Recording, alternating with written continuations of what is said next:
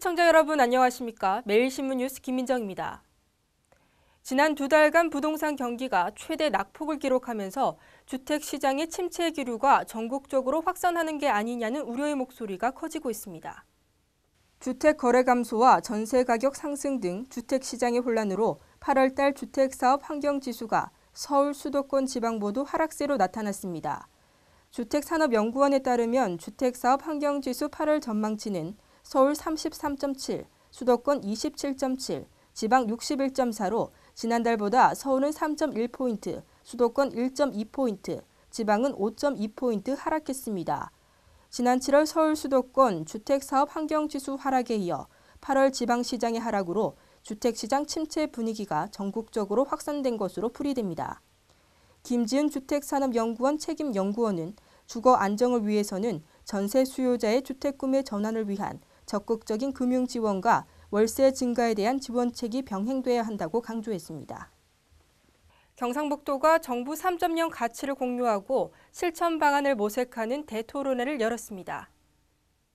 경상북도는 13일 경주에서 유정복 안정행정부 장관을 초청해 정부 3.0 가치 공유와 실천 방안을 찾기 위한 대토론회를 열었습니다. 이날 대토론회에는 도내시장, 군수들과 공기업 대표, 정부 부처 관계자와 각계 전문가 등이 참석해 정부 3.0에 대해 폭넓은 의견을 교환했습니다. 정부 3.0은 공공정보의 개방과 공유, 그리고 소통과 협력으로 국민들에게 맞춤형 서비스를 제공하고 일자리를 창출해서 창조 경제를 지원하겠다는 새 정부의 국정운영 방침입니다.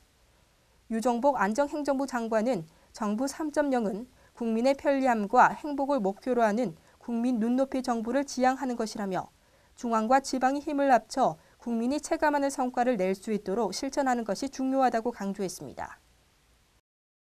유해성 적조 생물 밀도가 남해안은 줄어든 반면 동해안은 큰 폭으로 늘어났습니다.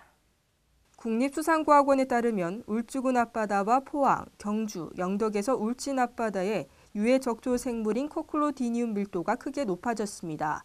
울주군 앞바다는 980개체였던 코클로디니움 밀도가 1,250개체로 크게 높아졌고 경주 앞바다도 1,000개체에서 2만 개체, 영덕에서 울진 앞바다의 적조생물 밀도도 10,000개체로 증가했습니다.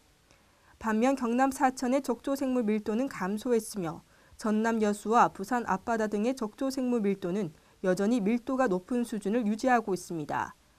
동해안은 이달 초부터 냉수대가 대부분 소멸돼 수온이 상승하고 적조 유입량이 해류에 따라 증가해 밀도가 높아진 것으로 분석됩니다.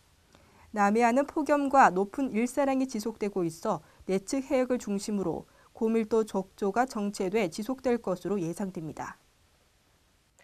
포항해수욕장에는 요즘 해파리와 전쟁을 치르고 있습니다. 이번에 출현한 해파리는 독성이 강해서 피서객들의 각별한 주의가 필요합니다. 국립수산과학원은 경북 포항과 전남북 해역, 경남, 부산, 제주도 등 전국 56곳에 독성 해파리가 출몰하고 있다며 피서객들에게 각별한 주의를 당부했습니다. 수산과학원은 해파리 모니터링을 한 결과 독성을 가진 노무라 입기 해파리가 42.6%, 보름달 물 해파리 33.1%, 커튼 원형 해파리 8.1% 등이 전국 연안에서 나타나고 있다고 밝혔습니다. 국립수산과학원 관계자는 특히 일부 해역에 맹독성 노무라 입기 해파리의 대량 출현이 예상된다며 해파리에 쏘였을 때는 식염수나 바닷물로 씻은 뒤 통증이 심하면 빨리 병원 치료를 받아야 한다고 말했습니다. 광복 68주년을 맞아 신광 민선축구대회가 열렸습니다. 포항시 북구 신광면이 13일부터 3일 동안 신광중학교에서 광복 68주년을 맞아 제62회 신광면 민친선 축구대회를 가졌습니다. 1947년 8월 15일 처음 열린 이 대회는 36년간 일제강점기 시대에 겪었던 조국의 잃은 울분을 달래고 광복의 기쁨을 후대에 남기기 위해 마련됐습니다.